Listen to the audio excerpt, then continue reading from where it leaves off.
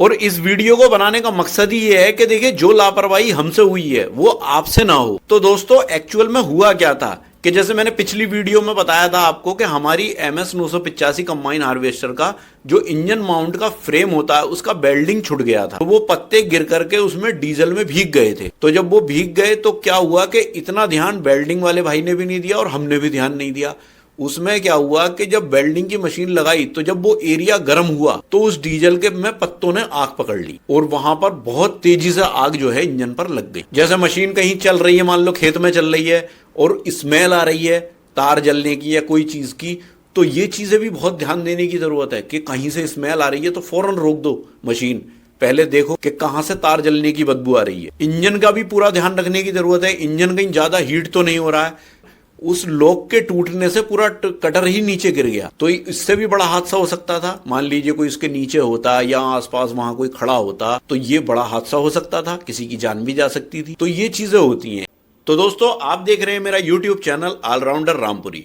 तो अपने इस चैनल पर मैं कुछ मैकेनिकल टेक से रिलेटेड वीडियोस अपलोड करता हूं, जैसे कि कंबाइन हार्वेस्टर है उससे रिलेटेड वीडियो इस पर डालता हूं और ट्रैक्टर से रिलेटेड भी वीडियो इस पर डालता हूं मैं, कार से रिलेटेड वीडियोस भी इस पर अपलोड करता हूं मैं और मोटरसाइकिल से रिलेटेड भी वीडियो अपलोड करता हूं मैं इस पर। तो जो मुझे लगता है कि कुछ टेक्निकल चीजें हैं इसमें जो आपको भी पता होनी चाहिए वो अपने इस चैनल पर मैं अपलोड करता हूं। तो मुझे उम्मीद है कि ये चैनल आपको बहुत पसंद आएगा, तो आप मेरे चैनल को सब्सक्राइब कर लेना।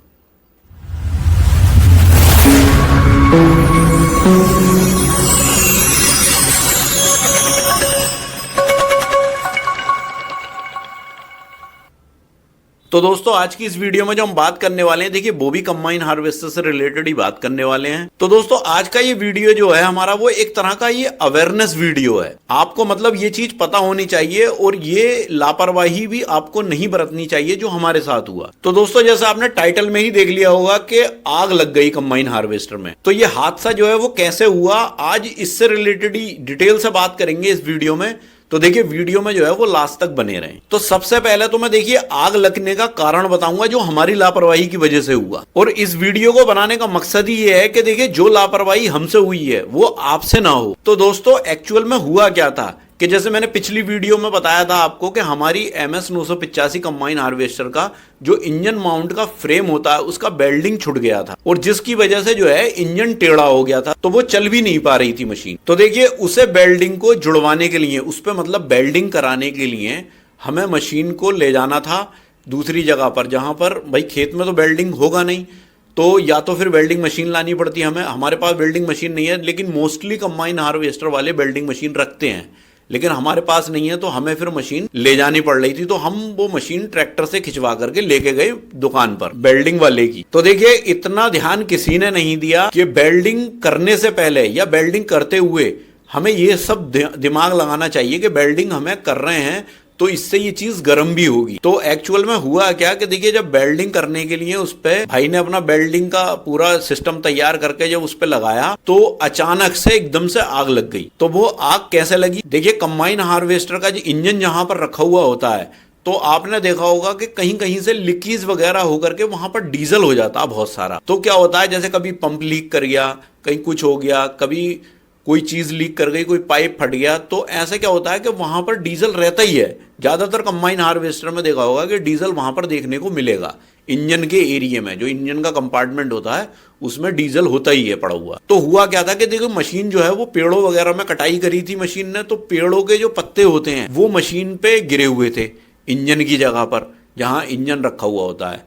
तो वो पत्ते गिर करके उसमें डीजल में भीग गए थे। तो जब वो भीग गए तो क्या हुआ कि इतना ध्यान वेल्डिंग वाले भाई ने भी नहीं दिया और हमने भी ध्यान नहीं दिया। उसमें क्या हुआ कि जब वेल्डिंग की मशीन लगाई तो जब वो एरिया गर्म हुआ तो उस डीजल के में पत्तों ने आग पकड़ ली और वहां पर बहुत तेजी से आग जो है इंजन पर लग गई। तो वो तो ये बहुत अच्छी बात हुई कि हम किसी खेत में नहीं थे, वहां पर एक हैंडपंप था उसके बराबर में मशीन खड़ी थी, तो ये बहुत अच्छी चीज हो गई। और लोग भी ज्यादा थे तो मतलब उसे जो है आग को बुझा दिया, पानी डाल करके उस पर कवर कर लिया, इतना बड़ा नुकसान जो है मशीन के अंदर नहीं आया।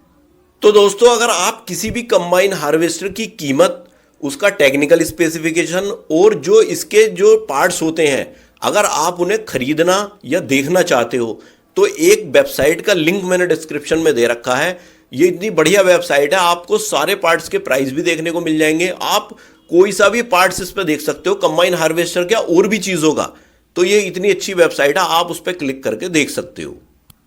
अब एकदम से अचानक से आग लगने से सारे लोग वहां घबरा गए, और वो तो ये कहिए कि 8-10 लोग वहां मौजूद थे। उन्होंने जल्दी जल्दी एकदम बाल्टियां भर के और पानी भर के उस पर डाला, वरना तो अगर इंजन आग पकड़ लेता या वायरिंग वगैरह उसकी आग पकड़ लेती तो बहुत बड़ा नुकसान जो है ये हो जाता और पूरी मशीन में आग लग जाती।